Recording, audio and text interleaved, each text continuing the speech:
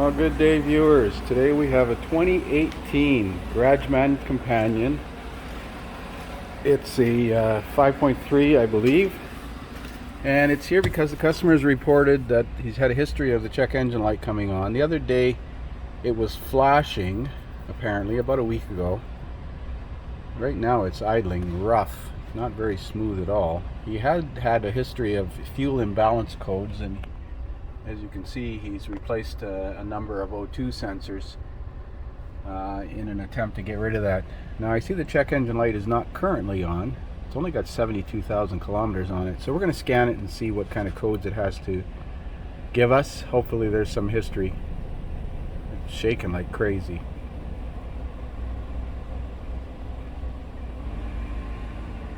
The traction light just came on, just sitting there idling, and then it smoothed out. I didn't do anything. It was shaking like a misfire. You've seen the traction light come on. Well, let's scan it and see what comes up. So this is a new vehicle. I've never scanned it before. 2018 5.3.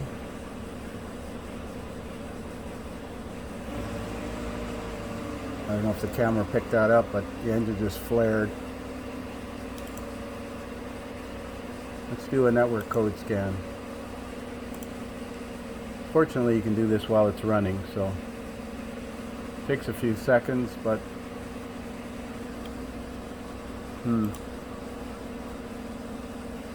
P0132 HO2S circuit high voltage bank 1 sensor 1. So that's the left side forward sensor. P0137 low voltage bank 1 sensor 2. P0172 fuel trim system rich bank 1.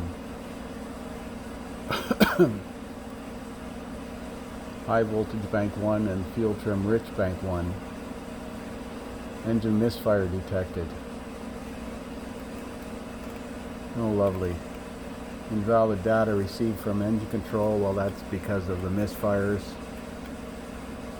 Printed circuit board temperature sensor, temperature low. Left rear audio circuit, invalid data for the transfer case. So let's have a look at, in the engine, at some freeze frame data and see if there's any codes menu. Freeze frame. I'm interested to see what was happening at the time of the misfire. Engine misfire. Let's see what's stored for freeze frame.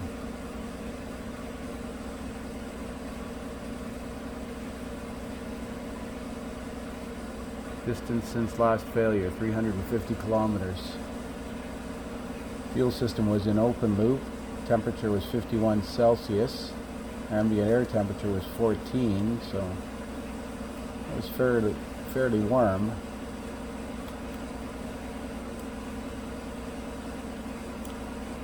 Bank 1 sensor 1 at 1,275 millivolts. That's pretty rich. This uses conventional O2 sensors. Bank 1 sensor 2 is at 10 millivolts. So how could this one be that rich and this one be that lean? Short-term fuel trim on bank 1 is negative 8% and long-term is negative 35%. So it was trying to fix the fuel trim. Now, was it actually running rich? I find it hard to believe that it could be running rich on one side and normal to lean on the other side. Notice the short-term and long-term fuel trim on bank 2 are negative 3 and plus 2 for a net of negative 1. And over here we've got negative 35 and negative 8, which is negative 43, I guess. 42, 43. I hate math. Well, I think we need to check the crankcase to see if there's any. Let's look at this. I'm going to save this data and then we're going to look at misfire counters. Just before I save it, the off time of the engine between the last start was just about 3.5 hours. but the run time was only 3 minutes. So this is fairly early in a drive cycle. And according to the data, it was in open loop. But the fuel trims, well, maybe because of the fuel trims. So here's the freeze frame data for P0172. You can see bank 1 was running rich, or at least it was perceived to be rich according to the O2, 1275 millivolts, negative 25 and negative 30 for short and long-term fuel trim, yet the other bank is negative 1 and plus 14. Oh, sorry, that's negative 2 plus 1. So it's a net effect of 1 if you add these two together. So theoretically, crankcase contamination would affect both banks. So it's like a failed oxygen sensor, but it's new.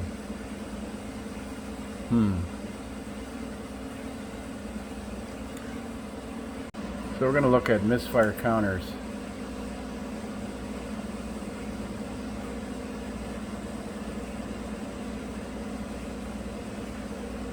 Come on, you can do it. Misfire history on cylinder 24680. Yet misfire history on 1, 3, 5, and 7 is misfiring on that whole bank. So either it thinks it's running rich and it's leaning it out, and that's causing the misfires. I'd be leaning towards that. Or it could have a restricted exhaust on that bank and it's actually misfiring. Now, misfires won't make it run lean. I'm sorry. Yes, they will. Like an ignition misfire would be reported as a lean condition because of the waves of oxygen not being consumed. Well, let's see what it's doing right now.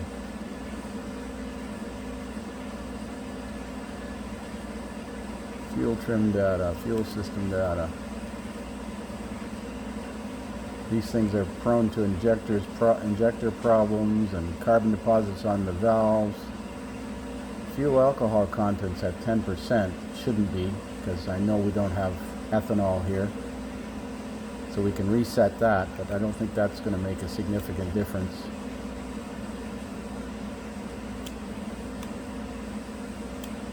Fuel rail temperature sensor 1 is minus 40. Why is it minus 40? Is that an invalid data parameter?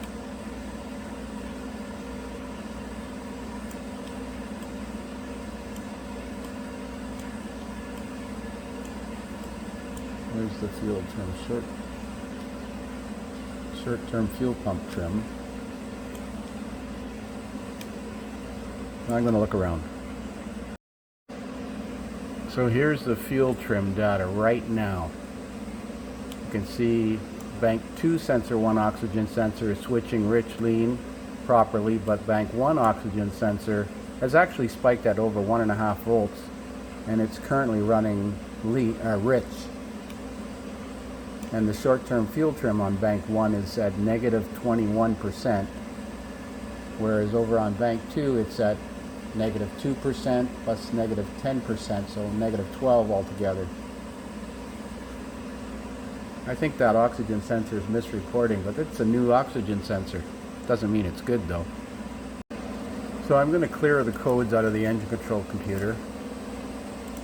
No, that's not it.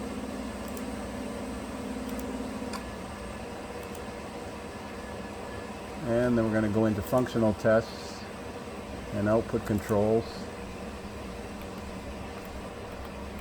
And fuel trim reset. It's not running all that great right now. Come on, geez, this takes time. Sometimes so slow now lately.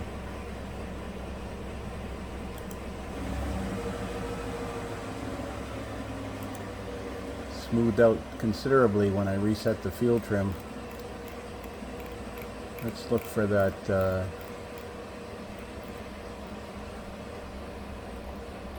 it's starting to run poor again.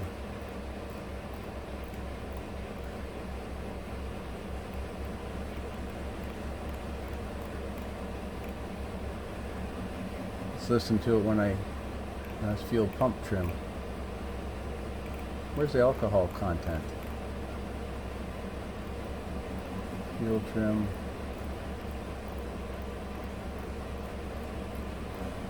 Huh. Maybe it's under a different number of pounds. Evap service paid, module set. Maybe it's under module setup. No.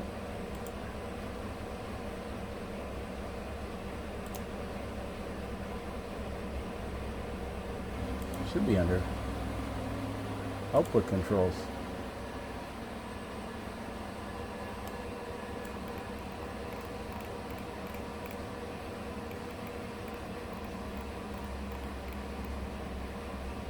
Maybe they added another module now and it's done in there.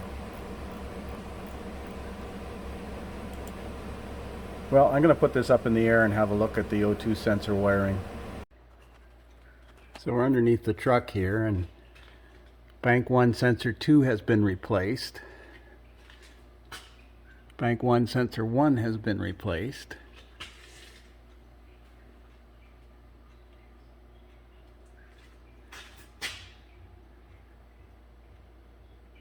And both sensors on bank 2 are OEM.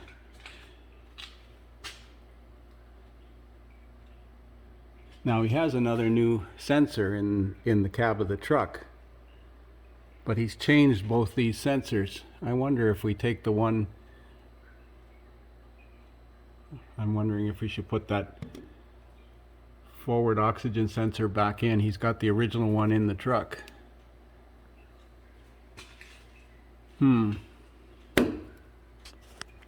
Maybe I'll take the forward O2 sensor out and check exhaust back pressure. Now it's super hot too. So there is the new sensor that I took out of bank 1 and sensor 1's location. It certainly doesn't look like it's been running rich. It's not black and sooty. And this is the one that was taken out and was in the truck. I'm going to put it back in, but I'm going to check for exhaust restriction. So my regular back pressure gauge broke. So I'm using this one, and it goes from 0 to 10 psi. So we don't want to see more than about 1 psi at 2500 RPM. So I've got a fitting up in the exhaust where the O2 sensor goes, and I've got a helper inside who's going to start it up. Go ahead, start it. Okay, gradually bring it up to 2500.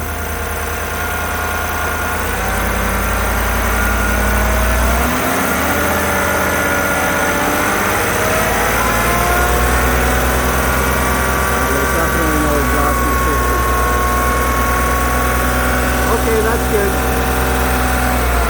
Shut it off. I don't want to get it too hot. That's a little, doesn't take very long for that exhaust to get hot.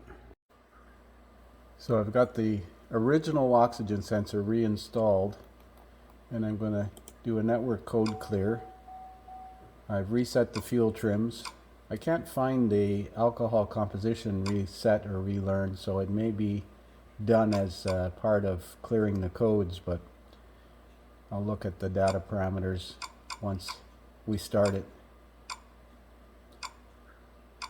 Network code clear should get rid of all the codes in all of the modules. Let's see how many computers respond.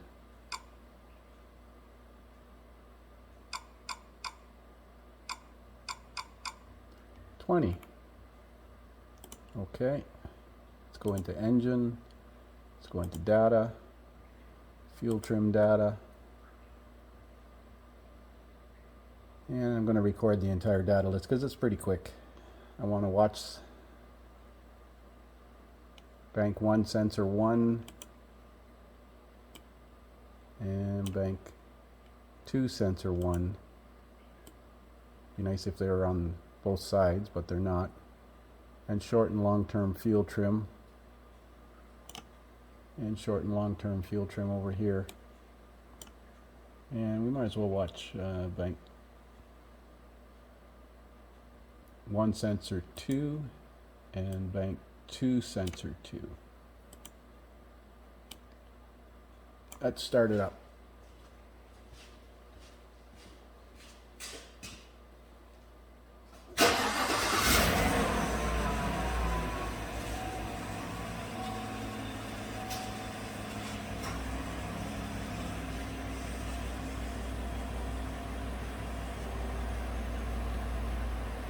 common sense says you should both be doing the same things.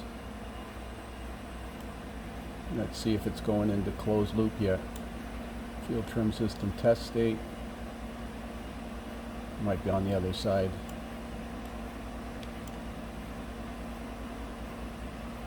They got about a 2-volt bias on them until they start working.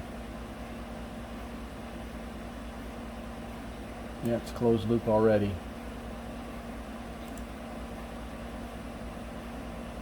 And this is switching perfectly. I don't think there was anything wrong with that.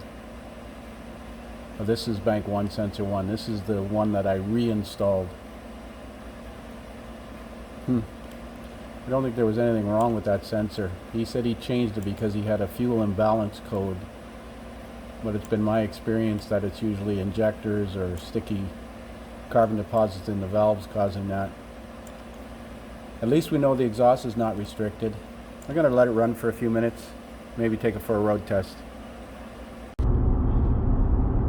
So at a steady cruise speed, you can see both oxygen sensors, the bottom two on the left side, switching perfectly, rich lean, and the two post-catalyst O2 sensors are flatlined at about 0.6, 0.7, which indicates the cats are working perfectly. Fuel trim numbers are plus or minus 2 or 3. So I don't think there was anything wrong with that O2 sensor. I don't know why he changed it in the first place, but he ended up putting in one that's defective. Truck runs beautiful right now. I did check the engine oil for contamination. The oil's pretty clean and it's not over full and it feels normal. It doesn't smell like gas. And of course, if it had gas in the crankcase, it would affect both banks equally, in my opinion, not just bank 1. So I think that oxygen sensor on bank 1 was reporting a false ridge condition, and it was leading out the fuel trims and causing misfires on bank 1. So that's it for now. Thanks for watching.